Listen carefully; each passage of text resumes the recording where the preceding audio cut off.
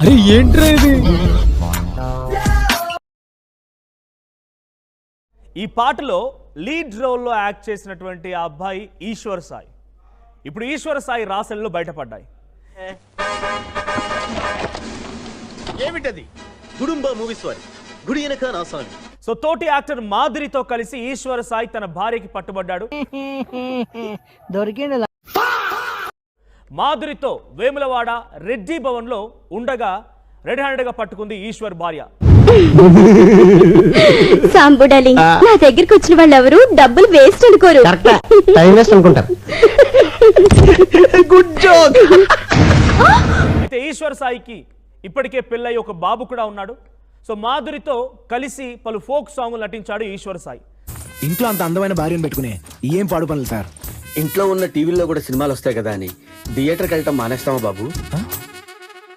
Home థియేటరే, మల్టీప్లెక్సే.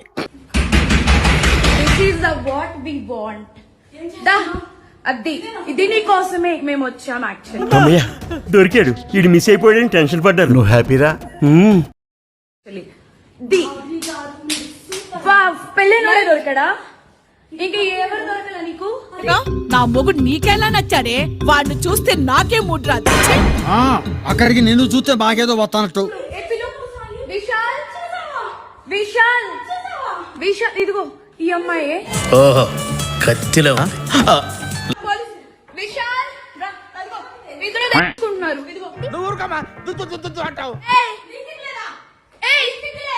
దాన్ని చొప్పు తీసుకొని పట్టు. ఊదేవులే బుడక, గజ్జికి లేని దురద జాలిం లోషన్ ఎందుకని నువ్వు ఫీల్ అయిపోతున్నావేంటి? దొరికాడా? పెళ్ళైనోడా?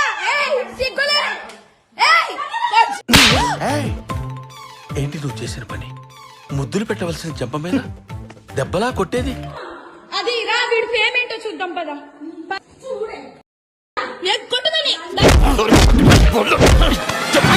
నువ్వు మనిషివా పశువా? అలా కొడతావంటే చచ్చిపోతే ఎవరి రెస్పాన్సిబిలిటీ?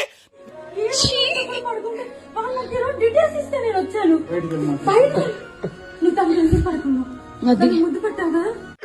నేను ఇలా బుక్ అయిపోతాను కల్లో కూడా ఆడుకోలేదు. చెప్పు చెప్పు రవి, నువ్వు మాట్లాడదు, నేను కొడతాను. రవి చెప్తున్నా, నాకు బుర్ర మంటలు వచ్చేస్తుంది నాకు.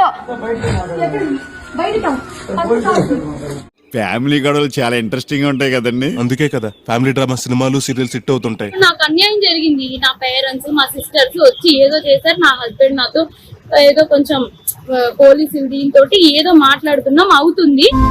ఫైనల్ గా మీరు నేను ఇంకా చెప్పాలంటే నా హస్బెండ్ నేను ఈ 7 సంవత్సరాలు ఒక్కసారి కూడా నేను ఎప్పుడు ఇలాంటి పొరపాట్లు ఎప్పుడు చూడలేదు.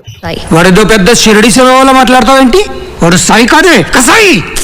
సో నేనైతే మాత్రం కోరుకునేది ఏంటంటే నా హస్బెండ్ అయితే తప్పైపోయింది, నాకు ఒక ఛాన్స్ అయితే ఇవ్వు అని చెప్పి ఆయన చెప్తున్నారు.